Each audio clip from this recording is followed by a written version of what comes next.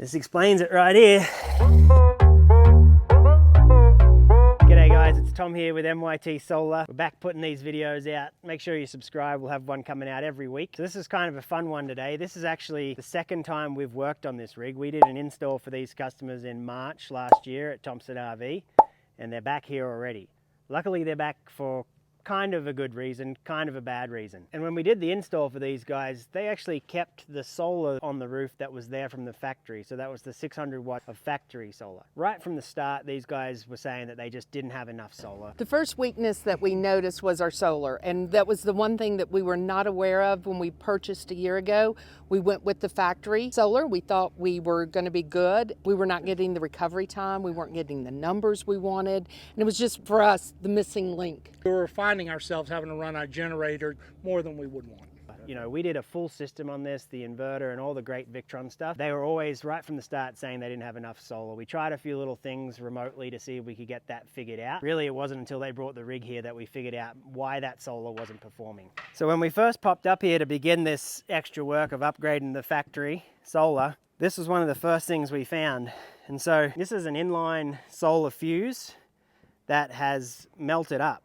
And we actually found not one, but two of these on the roof. It could be expected that maybe these guys are only operating off of one 200 watt panel, and that's why they weren't really seeing the numbers that they needed to see and why we were a little confused. But luckily we found that. Obviously we've replaced everything on the roof now. Something to keep an eye out for. If you've got solar that maybe isn't doing that well from the factory, pop up and just have a look and make sure there isn't any charring or burning or, you know, there was two like this. This one was the most severe, but the other ones just had a little bit of a bubbling on the shell. Something to keep an eye out for. Now, what we found wasn't the only reason that their solar wasn't performing. Quite frankly, 600 watts just wasn't enough for the system that they'd gone with us. So we're always pushing for at least 1500 watts on the roof if we can fit it. And that's what we were able to get on there today. So check out the difference in this 1500 watts of solar that we can fit on here versus the 600 that they went with originally. Obviously going to see a much greater difference. Thanks to our rail, we can put panels in locations that really the factory can't and make this a much more robust system. So one of the nice things about these customers coming all the way back out west from West Virginia is they could see our beautiful area in the springtime, but mostly we fixed their solar problem and they were able to do a couple of extra additional things that they've been thinking about for a while. So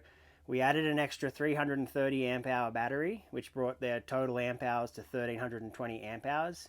And we also added an Orion DC to DC charger, so that when they're going down the road, they can be charging from their truck. They told us the other day that when they were going down the road, they were watching their solar and their charge on the batteries, and they were getting about 170 watts from their solar going to the batteries. If we look here right now, on the screen alone, we've got about 1100 coming in. And with that truck running right now, you can see on our Orion, we're pushing 650 watts into the battery bank. So right now, we've got about 1600, 1700 watts going into their battery bank when they were used to seeing about 170 or so. So they're going to be very stoked with that charge now. Oh yeah, those numbers are fabulous.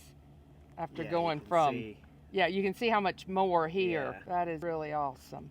You can tell how nice and homey the interior of this trailer is. These guys have obviously been loving this trailer on their adventures. We're stoked that we were able to improve it today, make it a much better adventure mobile for them, and I just think they're going to be really, really happy now with that power issue solved. To be able to monitor how much power we have available to us so we can run our air conditioning, make our coffee, but we travel with our puppies. They're a big part of our family. And having the safety and knowing that we have power available for them to be able to cool them off or keep them warm is a big difference for us. You know, for me personally, I would highly encourage, after having the 600 watts, I would recommend that you go ahead and make the upgrade to the new panels with the rail system. It'll make all the difference in the world. If you're investing in the MYT Solar package to begin with, you already have an anticipation of the adventures you're wanting to do. Factory is just not going to be enough. It's not going to give you the experience that you want. Definitely not going to give us the experience we want. That's for sure. We love to boondock. We love to be out where nobody's at, and this gives us the ability to do that. We're going to continue to tour Oregon. We're heading to the Northern Cal area, see a little bit of the wine country, plan on boondocking the entire way over to Lake Tahoe, and then down to Colorado. That's just this recent adventure. And another boondock that we have coming up is we're going to do New York City and Thanksgiving, which sounds a little strange, but the MYT system will allow us to be able to be down in New York City and stay down in boondock and see the so Thanksgiving Day we can parade see and all kinds of different things. So it's just gives us a wide variety of adventures. And then the Keys in the winter, my gosh, you know, for us being out in the Keys and being able to do that, not having to be plugged in and let the sun do its work, as Florida has plenty of it. Look at the numbers. Woo! Solar!